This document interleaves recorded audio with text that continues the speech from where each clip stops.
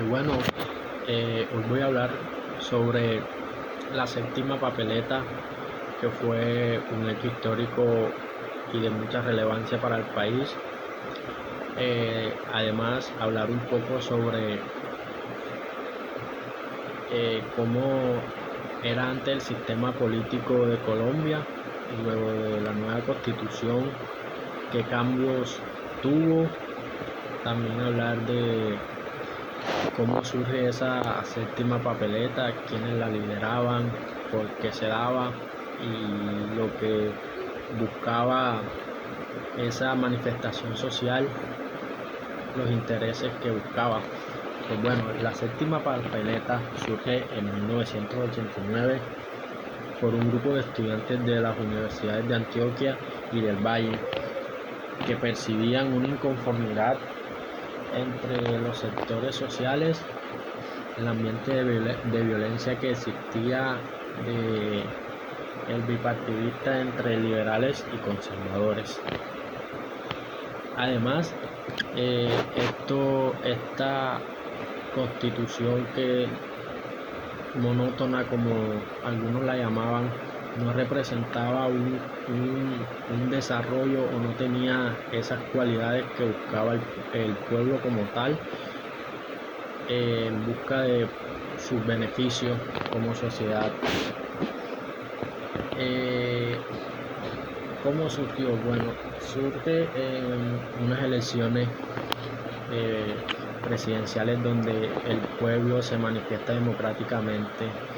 Se propuso incluir una séptima papeleta donde se votaba a favor de una convocatoria a la Asamblea Nacional Constituyente, que no fue un papel legal como tal, pero sí tuvo validez gracias a que obtuvo más de 2 millones de votos en sí, de poder lograr esa asamblea constituyente.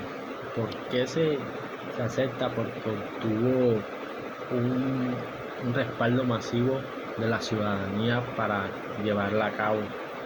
Además, surge, como ya lo mencioné, por una necesidad, pero también porque no representaba las culturas étnicas, no compartían esas ideas el pueblo con el gobierno y muchos factores más.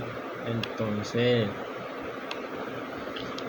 ¿por qué o no? ¿Cómo era el sistema político en ese entonces, antes de la nueva constitución? Bueno, el sistema político en ese tiempo era unitario y centralizado, es decir, que existía solo una fuerza, solo un poder regía, que era el ejecutivo, quien representaba el presidente y quien era la única persona que se elegía democráticamente cada 4 años por el país, es decir, no se elegían alcaldes ni gobernadores.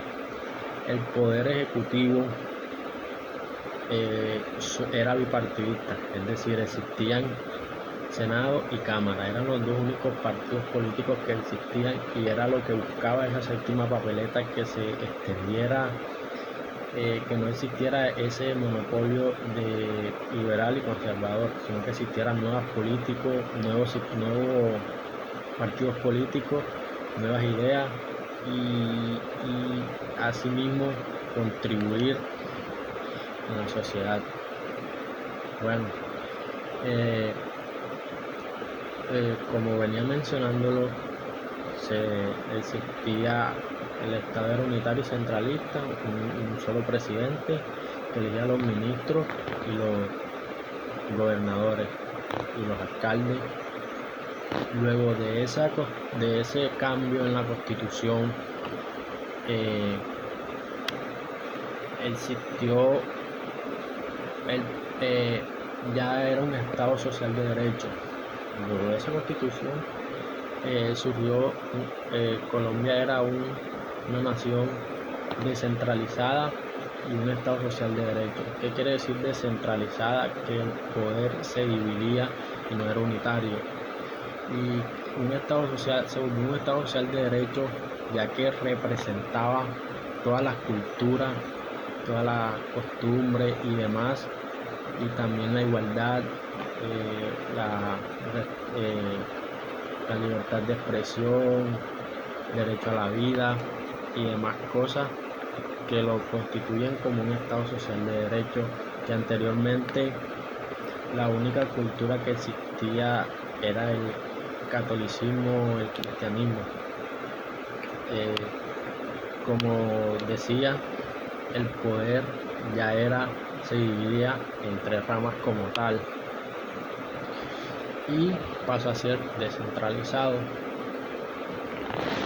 que en la rama ejecutiva, como la palabra mismo lo dice, de ejecutar leyes, normas, modificar la reforma, es representada por el Congreso, que es de Senado y de Cámara, que existen más de 2 partidos políticos y asimismo lograr una democracia más amplia donde los senadores y los de Cámara son elegidos popularmente también.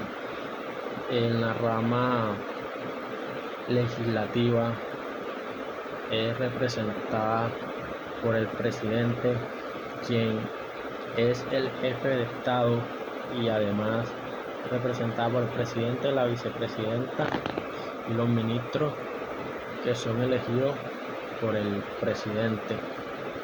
Y existe la rama judicial, que anteriormente estaba centrada en el presidente, es decir, el presidente, la rama ejecutiva y la judicial eran, como por así decirlo, una sola rama. Ya se dividen y la rama judicial es como la que busca mantener el orden, es como que la que busca que se respeten esas normas y leyes, y que es representada por la Corte Suprema de Justicia.